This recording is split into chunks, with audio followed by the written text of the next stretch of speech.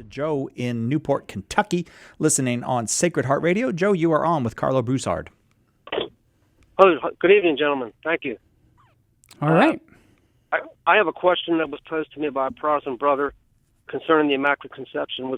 It's a hypothetical question. Sure. Kind of strangest question I think I ever heard. But he said, "What if my Blessed Mother had said, 'No, do not let it be done unto me according to thy word'? Was she still immaculately conceived?" Yeah, it's a great question, Joe.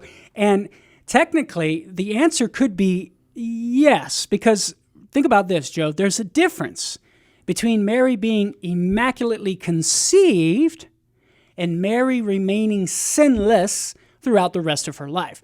So hypothetically, it would be possible that Mary could be created and preserved free from the stain of original sin, but eventually fall into personal sin. I mean, that's hypothetically possible because Mary didn't have the beatific vision like the souls do in heaven right now, where they can't sin.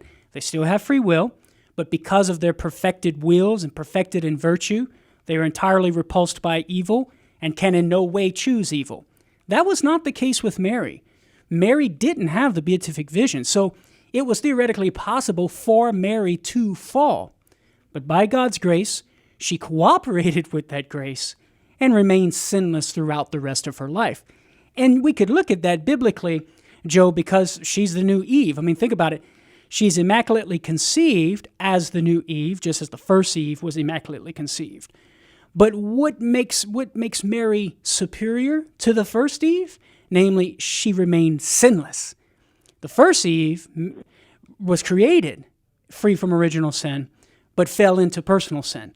The new Eve, Mary, is created free from original sin, like the first Eve, but unlike the first Eve, she doesn't fall into personal sin. So in light of that biblical typology, that's one of the arguments that we can use, biblically speaking, in order to put forward the Catholic belief as Mary being sinless throughout the rest of her life. Not only free from original sin in her conception, but remaining free from personal sin throughout the entirety of her life. How's that, Joe? That's a great answer, and that's the biggest stumbling block that I encounter with my Protestant brothers and sisters. They can't wrap their mind around the Marian doctrine. I understand, and they've never really studied into it. Right, and a good resource for that, Joe, is our very own Tim Staples' book, "Behold Your Mother." It's an exhaustive, and I use that term in a good sense, not exhausting.